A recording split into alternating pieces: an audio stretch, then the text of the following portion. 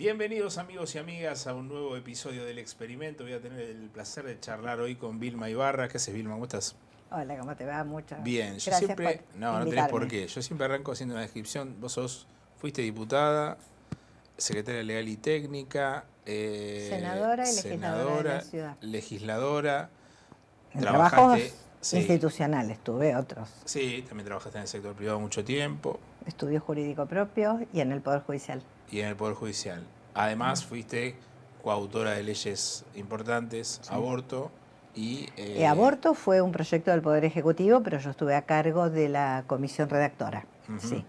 Y después tuve proyecto propio con matrimonio igualitario y como presidía la comisión fui la que lo puse en tema, pero estaba Silvia Burger también con otro proyecto, ahí confluimos 2 o 3 personas impulsando el tema y coautora de la ley de identidad de género. Y ahora sos noticia porque sos escritora, o ya eras escritora y publicaste ese libro que tenés ahí que se llama La Última Mamushka. Solo Si publiqué. querés mostrarlo. Acá estamos, Solo solo publiqué. publicaste. Es una novela. Es una novela. Es una novela ficción, con todos los elementos de una novela policial. Ahora, vos me decías hace un ratito, hace 4 años, 3, 4 años tardaste en hacer el libro.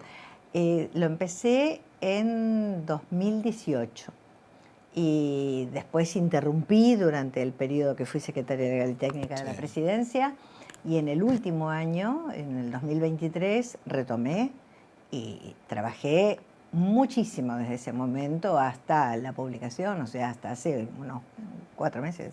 ¿No? ¿Cómo se te ocurrió hacerlo? Vos decías, no soy escritora, bueno, publiqué, dijiste vos.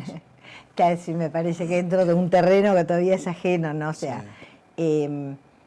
desde muy chiquita soy muy lectora, soy una lectora muy voraz, muy ávida. Y el género policial me gusta mucho porque yo leo muchísimos géneros, por cierto, pero el género policial es un género que te permite con el entretenimiento, la trama, el suspenso, también contar cosas de la sociedad, contar cosas de nuestra historia, contar cosas de qué nos pasa, de qué nos pasa a las mujeres, de romances. Te permite jugar con un montón de cosas donde vos podés comunicar y decir mucho de lo que nos pasa a los argentinos y argentinas.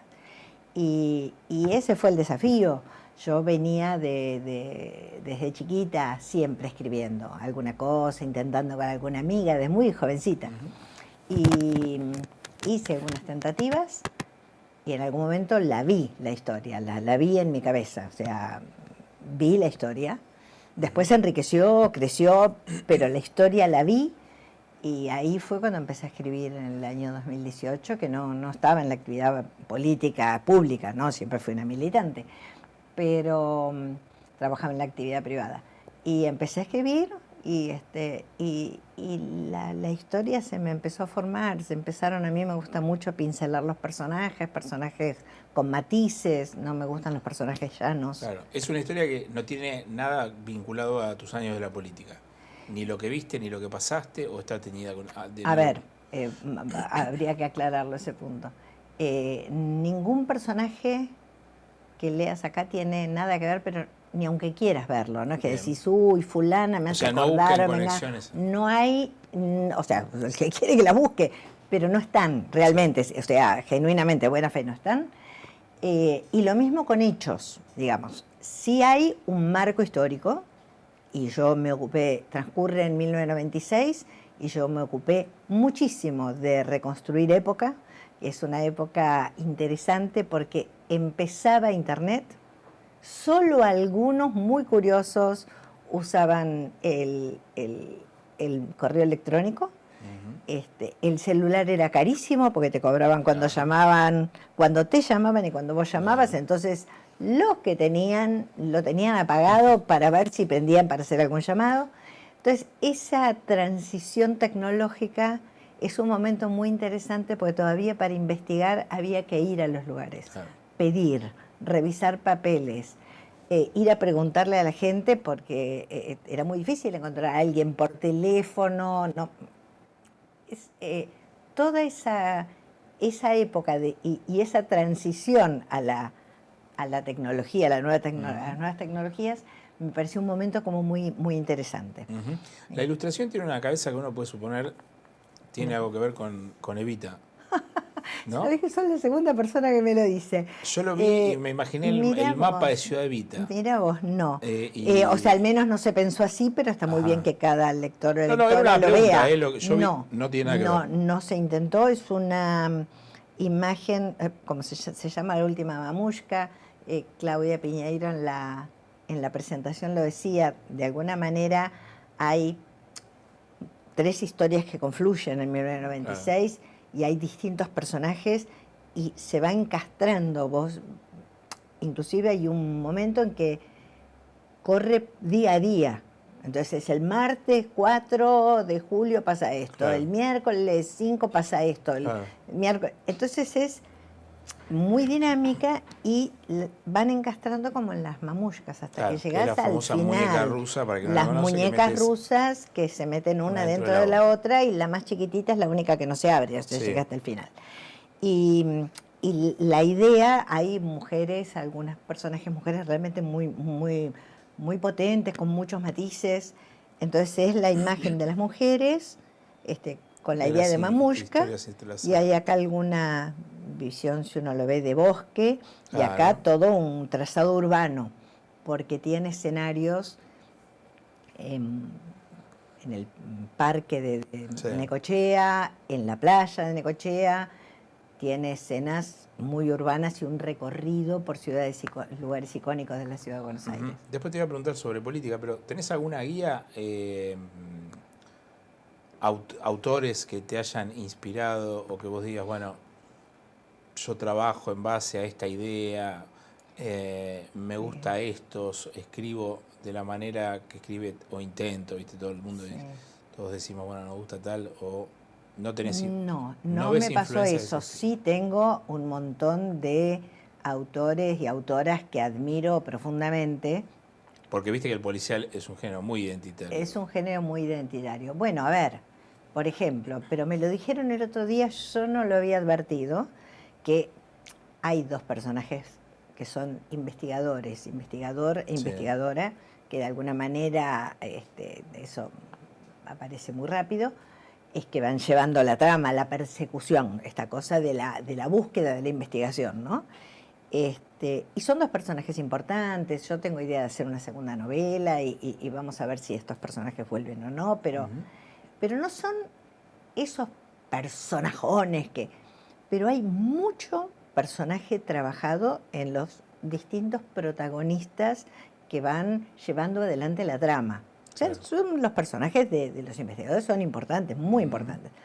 Pero los personajes de la trama tienen mucho volumen, muchos matices, no son planos, son contradictorios, son ricos. O sea, para mí, ¿no? Tengo la impresión de haber sentido que trabajaba personajes muy verosímiles en ese sentido, con sus miserias, con sus cosas admirables, con sus dudas, sus miedos.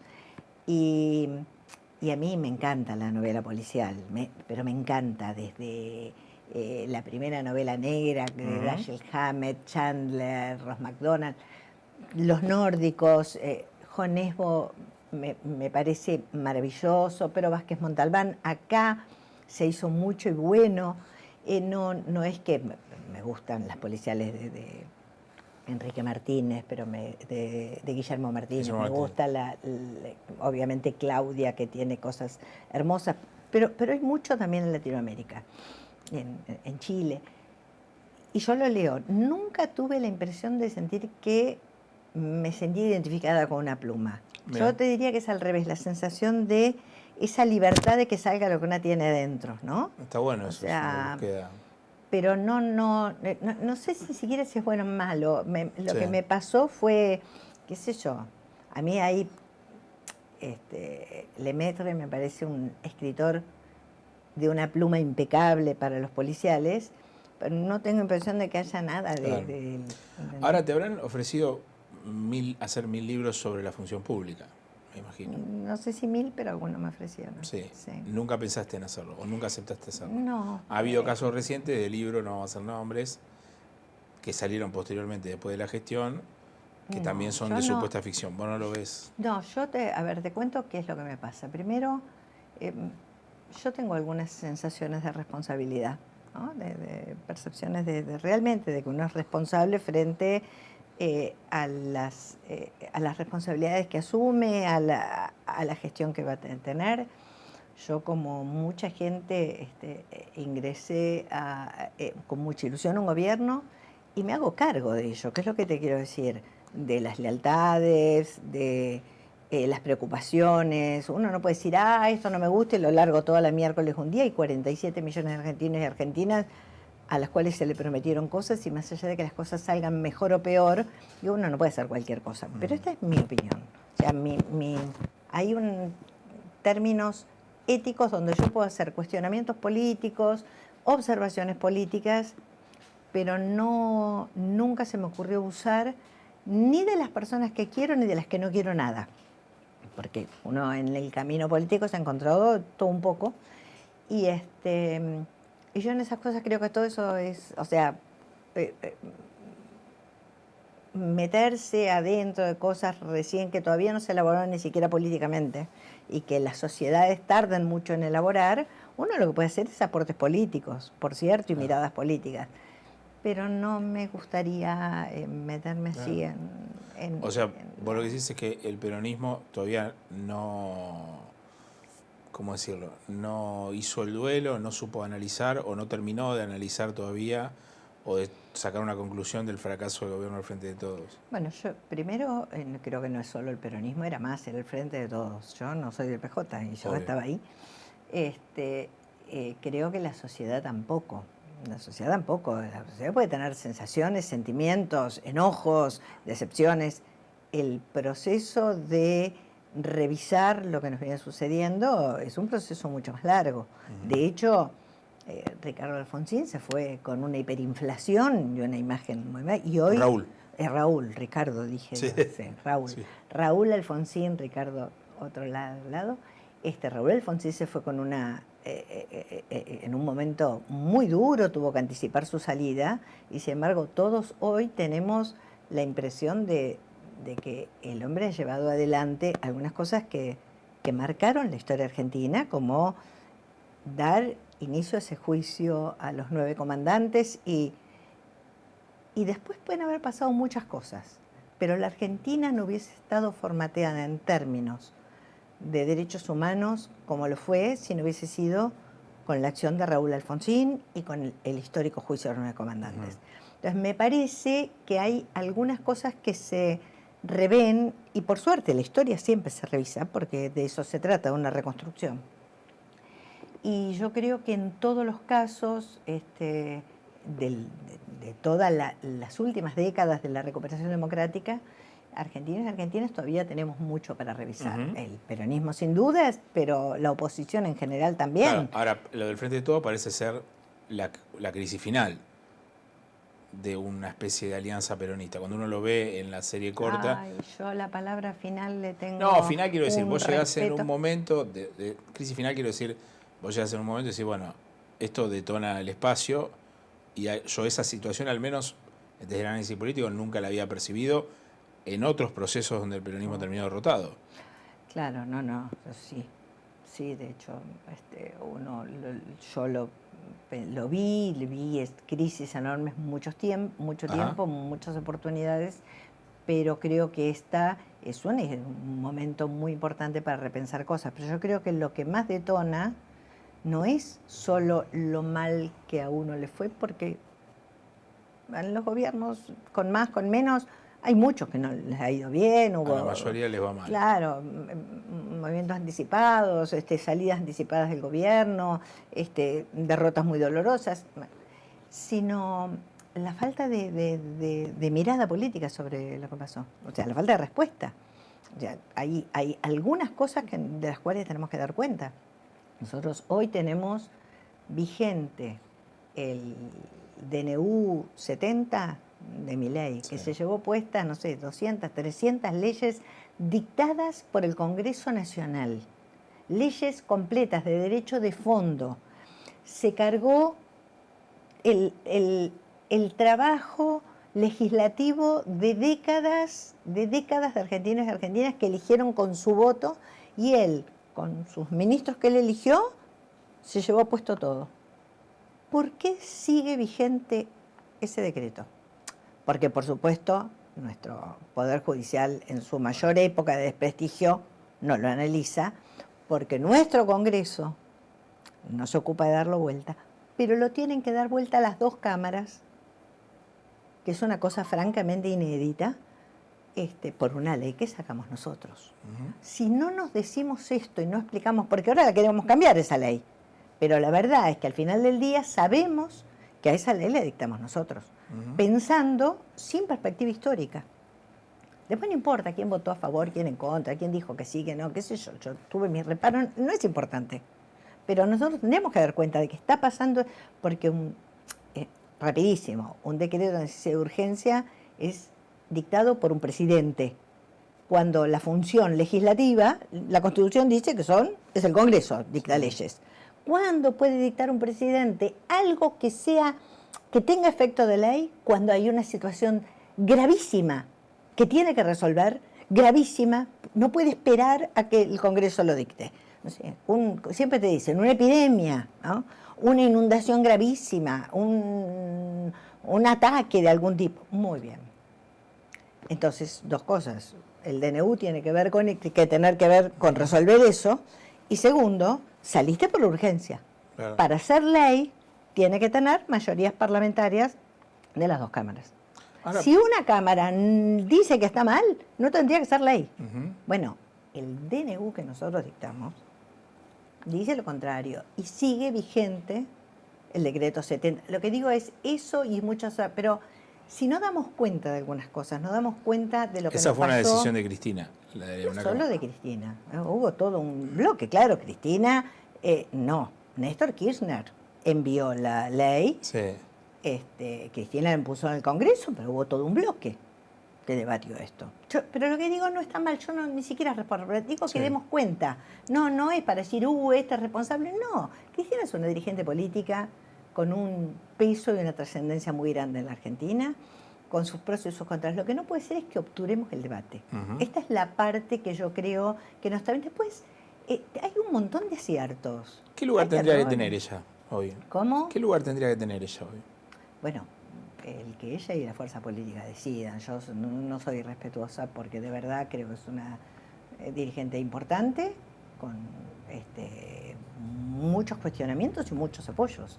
Entonces, lo que me parece es que, no sé, lo que siempre se dijo, ¿no? Lo que importa es primero la patria y ver cómo hacemos para proponer una propuesta creíble en la sociedad. Pero creíble significa no porque pueda ganar o no. O sea, no busquemos más el resultado antes que... No, claro, no busquemos más el tipo o la mujer con carisma para ganar elecciones. Pensemos de verdad qué vamos a hacer con la deuda externa descomunal que nos dejó Macri con Caputo allá y ahora Caputo con Milei ahora, que, o sea, después es el gobierno que viene para ver cómo sale de esa situación trágica y vuelven otra vez ellos a otra vez 40.000 millones de dólares de deuda externa. Entonces, pero si no nos damos cuenta de eso, nos damos cuenta del problema de la justicia. ¿Sabés qué sensación tuve yo con el diario, como digo yo, no ya del lunes, del martes? Porque yo cuando se formó el Frente de Todos, yo estaba trabajando en la actividad en la actividad privada. Hacía 7 años que me había ido en la actividad pública. Me ofreció Alberto Fernández ser secretaria legal y técnica y fue una tarea que me entusiasmó. Además veía ese frente donde estaban Cristina, Alberto Fernández, Sergio Massa, todos apostando a la unidad y me entusiasmé como se entusiasmó la mayoría de la Argentina. Ahora con Diario del Martes yo lo que tengo la impresión es que era muy atractiva y muy inteligente la propuesta para ganar las elecciones. Ahora, no había acuerdos reales para gobernar, ni políticos ni económicos, ni plan de gobierno. O sea, se dijo, yo no estuve en la campaña, se hablaba de la reforma judicial. ¿Y cuál era el contenido de la reforma judicial? ¿Cómo hacíamos la reforma judicial? No sé. Entonces vino la pandemia, digamos, hay un montón de cosas que creo que pesan, pero hoy, que era lo que vos me preguntabas, si no damos cuenta del gravísimo problema, gravísimo, que gravita en todos los órdenes, que es el Poder Judicial, porque es el lugar último donde dicen si algo corresponde o no corresponde, hay derecho o no hay derecho. Entonces, esa situación es gravísima. Nuestros jueces, nuestra Corte Suprema, pero nuestro Poder Judicial en general. Si no pensamos endeudamiento, no pensamos combate contra la pobreza real, sostenido con políticas de Estado, bueno, creo que estamos ante una situación compleja. Nadie va a querer una propuesta donde un tipo hable bien o una mujer hable bien. Para un político de carrera o militante de años, ¿es una desilusión que un personaje como Milei asuma el poder en Argentina? ¿Llegan a comprenderlo? ¿Llegan a comprender por qué? Porque además supongo que desmoraliza tus objetivos también. Vos decías, bueno, hay que pensar en... Y vos decís, bueno, ¿para qué voy a pensar en propuestas si un tipo se paraba en un programa de televisión, puteaba a todo el mundo y terminó de presidente? Sí, no, yo no tengo la impresión de que sea así. Bueno. La palabra no sé si es desmoraliza. A mí la palabra es, me preocupa, me asusta, sí.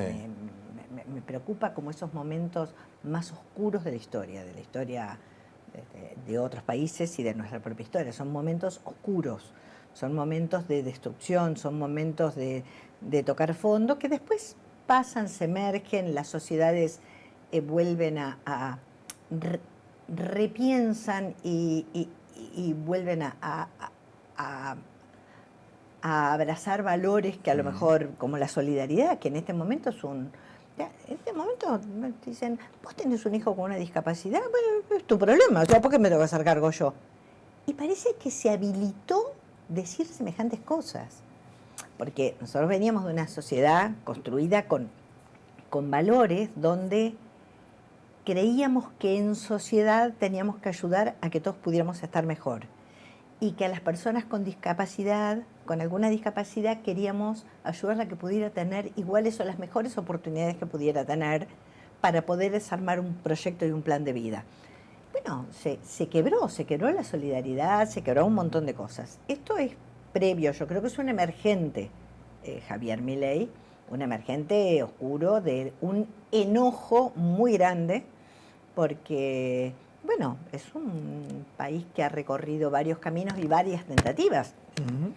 Mauricio Macri también fue desde otro lugar y para otra gente, pero una ilusión y terminó en una enorme desilusión también. Yo nunca estuve ilusionada con Mauricio Macri, pero otra gente sí. Entonces me parece que él es un emergente. Creo que es un emergente totalitario, realmente con actuaciones muy, muy, muy apegadas a una forma de fascismo, de amenaza, de una amenaza por una agresión brutal a quien piensa distinto. Esto de tratar hasta de infectados y es de una enormidad. Va a pasar solo, no, va a pasar porque muchos lo confrontemos, porque muchos hablemos, porque muchos digamos que esto no, porque muchos explicitemos qué otros valores queremos defender, pero que seamos creíbles. Sí. Me parece que ese es el punto. No, el otro día también te lo planteo porque uno cuando aparece este tipo de personajes no sabe mucho cuál sería la alternativa de salida y hay algunos sectores, el otro día lo charlaba con un amigo, Juan González, que escribió el libro sobre Milei el Loco, sí.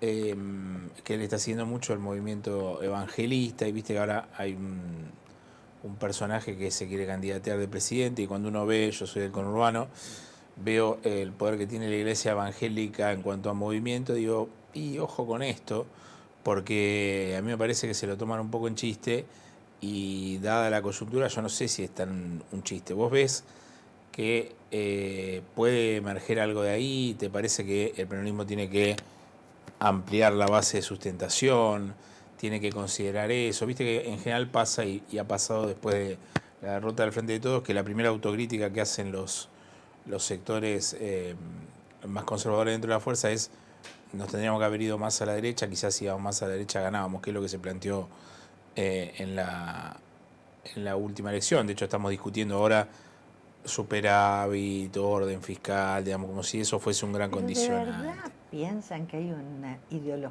ideologización tan fuerte del voto en ese sentido? ¿De verdad creemos que la gente... la gente pueda plantear eso, que la gente está votando que no se atienda a la gente con discapacidad, que haya coimas, que se entreguen los recursos naturales, que la gente se endeude, las familias se endeuden para llegar a fin de mes, que cada vez se pueda consumir menos? No, la gente vota enojadísima y no cree en las alternativas que ve. Y apareció a ver, yo no vivo inmersa pero el presidente, en la política. Déjame interrumpirte con esto. El presidente tranquilamente puede decir: mirá, o sea, está bien lo que vos decís. Ahora, si a mí me vota el 40% con esta propuesta que yo tengo, y para mí están votando esto. O sea, votan ajuste, votan represión. Si estudiamos un poquito de ciencias sociales, podemos mirar un poquito más allá. Por supuesto, entonces, pero lo que digo es la mirada que Milei tiene del proceso. Claro, pero Milei va a decir eso y va a decir muchas cosas más. Porque Milei dice que él cumple la ley y él ni siquiera cumple con lo que ordena el Congreso. Se sublevó a cumplir con la Constitución. Sí. O sea, es un montón. Y él no le importa. O sea, hay un montón de cosas ilegales que está haciendo Javier Milei. Bueno, entonces, la explicación de él no es importante. Lo importante es lo que nosotros podamos decir desde la oposición y articularlo seriamente como planteo. Yo creo que la gente primero vota con mucho enojo. Segundo, la gente no se pone, la gente en general, digo, no sé, mi tía, mis amigas, con las que ando en bicicleta, qué sé yo, tiene problemas de plata, con la familia, con la empresita, con el laburo si lo despiden. La gente no consume política y análisis políticos todo el día. La verdad es que no. Se enoja, si además hay un montón de poderes fácticos y mediáticos que ayudan a que el enojo y la indignación vuelva y se tuerza, ayuda mucho. Pero todo eso tiene que ver con nuestra credibilidad. Al final del día, nosotros construimos, yo no digo construimos, pues yo la verdad no estuve en la construcción, tengo que ser sincera, el Frente de Todos, que era una construcción potente, en unidad. Y es verdad que tuvimos una pandemia que nos comió a todos, que hubo la peor sequía del siglo, digo, realmente, cosas como son. Claro. Cosas como son, porque uno ahora se olvida, pero lo que impactó eso, cayeron 11 puntos del PBI, cayó 11 puntos del PBI el primer año, 2020. No importa, no había buenas noticias. Pero aún así, para la gente que la estaba pasando mal, asustada, cayendo la economía, era una batalla a cielo abierto, una interna. No nos va a perdonar la ciudadanía si uno no da cuenta de algunas... No digo que uno se tenga que poner, hacer una autocrítica pública, no. Dar cuenta en los hechos de que uno está construyendo distinto.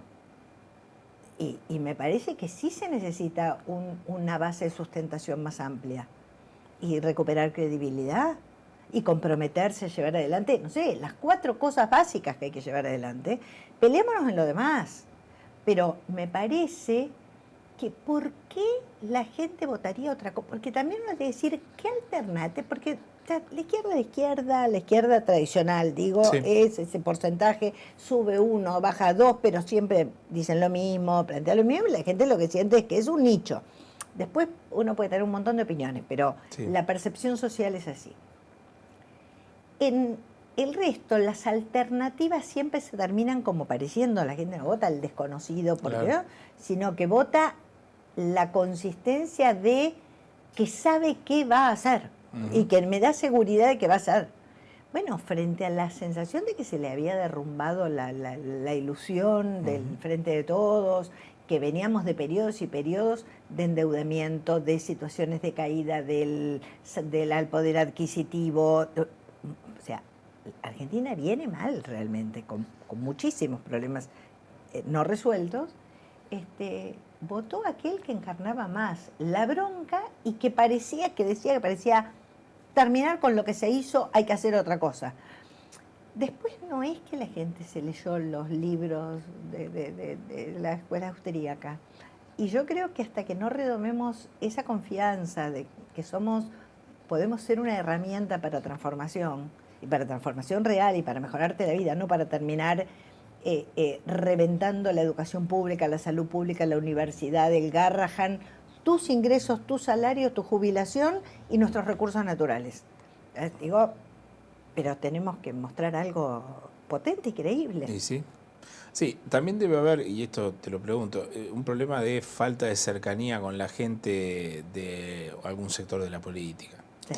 Sí. Pero lo digo de cercanía real. A ver, yo veo hoy que caen empresas como moscas y no veo ningún dirigente de peso o de no peso del peronismo yendo a recorrer la fábrica y decirle, che, muchachos, ¿qué pasa? O sea, o ir a un barrio, uno dice, bueno, quizá los intendentes lo hagan, pero es que parece muy alejado la discusión parece muy alejada de los problemas básicos. Sí, creo que hay también yo creo que también obturar el debate te lleva naturalmente a encerrarte con los que piensan como vos. Esto es histórico. Claro, son las dos caras de la misma moneda. Entonces, ese encierro te lleva a una lejanía, no poder escuchar, pero hasta la persona, no el enojo, la persona que yo conozco gente que ha votado a Milei, y no lo ha votado por pero claro, y pensamos que tiene una ilusión de que bueno, que a lo mejor uno pasa un tiempo y después va a cambiar. Uno lo ve, conoce, sabe, todo esto va a terminar horrible para los argentinos y argentinas. Está siendo horrible y va a terminar mucho peor. Pues nos va a quedar el ANMAT sin capacidad de control, el INTI, el INTA, están destrozando el Estado, pero no están mejorando las partes del Estado que andaban mal, que hay muchas cosas del Estado que no andan bien. Están destrozando el Estado. Están entregando la riqueza de nuestro país. Bueno, es muchísimo, pero no necesariamente puede estar al alcance de la discusión cotidiana del voto cotidiano. El voto va con enojo, va con esperanza. Es mucho más sentimental que los que pensamos, no, pues si yo lo voto a este y sale primero el otro. Chicos. Entonces también le falta impacto comunicacional a la propuesta. O sea, Milei dijo, yo voy a bajar la inflación, solapadamente dijo cómo lo iba a hacer, pero la gente tomó solamente que iba a bajar la inflación. Sí, también dijo que iba a dolarizar y no dolarizó, y dijo que iba a terminar con el Banco Central, y el Banco Central opera con un poder descomunal. Casi el Ministerio de Economía. Entonces, me parece que lo que hay que tener es también la sensación de credibilidad y esperanza frente a la gente, pero además ante el vacío total de lo que tenés.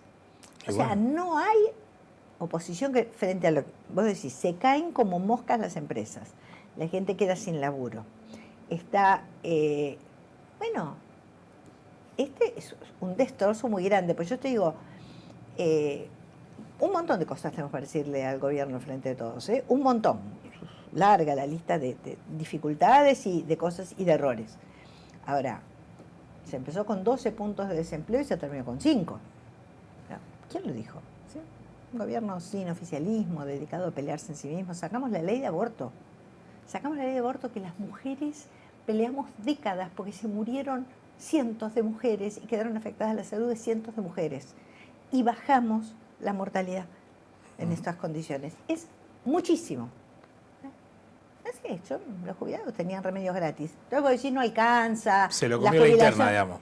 Se lo comió, no sé, primero no había oficialismo para mostrarlo. No había oficialismo. Hicimos la campaña de vacunación más importante. ¿Esto significa que el gobierno fue bueno? No, el gobierno claramente desilusionó, no pudo controlar la inflación. Esa interna cielo abierto con la estaba pasando horrible la gente, fue tremenda. Y sin dudas, la credibilidad presidencial tuvo un golpe muy fuerte con la foto de Olivos, ¿no? Entonces yo creo que hay ahí como muchos elementos, pero mientras nosotros mismos decimos fue todo lo peor, bueno, algunas cosas fueron malas y otras no fueron tan malas. Se construyó el gasoducto. El gasoducto Néstor Kirchner es la base hoy de poder pensar una política energética. Entonces, uno lo que dice es, un montón de cosas salieron mal, pero nosotros construimos un desquicio de nuestro propio espacio político. Un desquicio, y la gente se enojó, nos odió, ya no importaba si era esto, nos odió por eso, porque la estaba pasando muy mal en pandemia, con problemas económicos, con una inflación creciente, y no solo no dimos respuesta a esos problemas, sino que además hablábamos de cosas que francamente eran increíbles, peleándonos entre quienes. Una propuso a uno como presidente y el otro dijo no nos vamos a pelear. Y no se hablaban. Vemos los actos donde no se hablaban. ¿Qué será? Un montón. Entonces digo, tenemos que dar cuenta. Yo no digo que haya una autocrítica pública, para nada. No, yo fui parte. O sea, no. Dar cuenta en la construcción política de que no se puede obturar el debate, que nos tenemos que defender siendo compañeros y que tenemos que discutir los problemas adentro y saber para qué queremos el poder, para gobernar. Cuando viste la foto de Olivos, ¿qué pensaste? Bueno, yo me enteré como todo el mundo, ¿no? Por los medios de comunicación. Nada, un dolor. Además, yo inmediatamente sentí que eso era lavardiente, teníamos una oposición muy dura, en ese momento muy armada, muy articulada, con un momento muy difícil del gobierno después de año y medio de pandemia, una destrucción del espacio político interno muy, muy difícil. O sea, todavía había diálogo, pero era ya muy obstaculizado toda la posibilidad Y nada parecía bueno porque había caído la economía, había muchísimas internas y poco tiempo después saltó el ministro de Economía. Entonces, y con ayuda de algunos sectores internos. O sea, era muy compleja la situación. Y esa foto significó, me parece, un quiebre muy grande en la confianza, porque hubo algo que, creo yo, pero esto es una lectura absolutamente personal, que en la pandemia el miedo que teníamos, porque ahora no nos acordamos todos, ya, si usas el barbijo, el pánico que teníamos de contagiar a nuestros padres. Yo circulaba todo el día, estaba obligada, persona de riesgo, estaba obligada a circular, no sé, 13, 15 y hasta 17 horas diarias. No quería ni saludar a mis hijos, porque 2 personas muy queridas de mi familia tenían enfermedades autoinmunes. Yo me moría si contagiaba. Entonces, como el pánico en el que uno vivía era terrible, porque uno veía por televisión lo que pasaba en España, en Nueva York, qué sé yo. Era realmente dramático. La gente vivía con mucho miedo. Y mucha gente, porque hubo otras que hacían fiestas clandestinas, que son las que más indignan, eso sí, después sí. Pero los que se lo tomaron en serio y realmente querían cuidarse, querían cuidar a la otra gente, el quiebre fue muy grande, porque además me parece que Alberto Fernández tuvo algo importante, que fue la conexión con las personas, sobre todo al principio de la pandemia. Se lo vio como el que cuidaba, pero también el que estando como demostrando que estaba en control. Sí, en aislamiento, contestaba algunos WhatsApp personales a los chicos. Sí. Entonces, hubo algo de conexión y de esperanza ahí, que creo que fue proporcional en forma inversa el efecto descomunal que generó esa foto, ¿no? Se van a cumplir esta semana, se están cumpliendo 2 años del gobierno de Milei. ¿Esperás algo más de lo que se vio hasta ahora? ¿Crees que ya se vio todo? No, sí, espero cosas peores. Espero mayor enajenamiento de nuestros recursos naturales. Espero hay que ver qué es lo que pasa con la economía. Yo no soy economista, no puedo analizar fuertemente eso, pero lo que veo es que el sobreendeudamiento en que nos metieron en un giro con fuga de divisas sin tener reservas, o sea, se salvó porque vino el gobierno que hunde a otros, a estos lo sostuvieron. ¿Y a cambio de qué? Ellos mismos lo dicen. No solo de pingües negocios para ellos, sino de llevarse el litio, de llevarse nuestro petróleo, de interesarse en vaca muerta en condiciones que nos empiezan a preocupar a todos. Creo que va a haber mayor enajenamiento de nuestros recursos naturales y creo que si reacciona una parte de la oposición, y yo creo que va a reaccionar. Yo creo que va a reaccionar porque tenemos buenos dirigentes intermedios y gente que no la está pasando bien y toma conciencia de esa importancia. Puede haber represión también, mucha más de la que hay, mucha más de la que hay. Hay la represión a la protesta, en una cosa que teníamos olvidada en la Argentina. Y se reinstaló y uno tiene que dar cuenta también de que eso puede agravarse. ¿Esto se parece a qué? Me parece que es un totalitarismo con rasgos muy fascistas, obviamente de origen democrático, incuestionable el origen democrático, pero muy sui generis también, ¿no? Porque es una experiencia bastante singular que haya dicho el Estado es el principal enemigo. Odio el Estado es asesino, y se propuso como jefe del Estado para destruir al Estado, cosa que está haciendo. Y yo no sé si, porque eso tampoco, también hay que explicarlo, nos pasamos en la Argentina diciendo un montón de cosas del Estado, de las responsabilidades del Estado, pero el Estado también es el que cuida que el medicamento que vos comés, vos tomás, esté bien, y que la comida que vos ingerís esté en buenas condiciones, y que el chaleco antibalas de los policías sirva para lo que tiene que servir, y no sé, la cantidad de tareas que hace cada uno de los organismos, que uno a veces ni sabe, el cuidado fitosanitario para las importaciones, el control de montones de cosas, como vivimos, además de la salud, de la educación. Destruir todo eso va a llevar mucho tiempo, lo vamos a lamentar muchísimo, pero habrá que hacer la tarea de reconstrucción, sí. No saber qué era lo que estaba mal y no volver a construir lo mismo. O sea, hasta tanto no saber y precisar lo que estaba mal y cerrar esa herida, no hay chance de reformular lo otro. No, yo lo que creo es que para reconstruirse hay que ser creíbles, eso es lo que creo, no es que no hay chances, a veces tenés uno más carismático, menos, y podés ganar algo. Ahora la oposición para poder transformar la Argentina, las cosas que tenemos que transformar y dar respuesta, me parece que si no hay credibilidad y planteos serios de hacernos cargo de estos 4 temas, así, deuda, justicia, pobreza, algún plan industrial. Si no damos cuenta, va a ser muy difícil la credibilidad.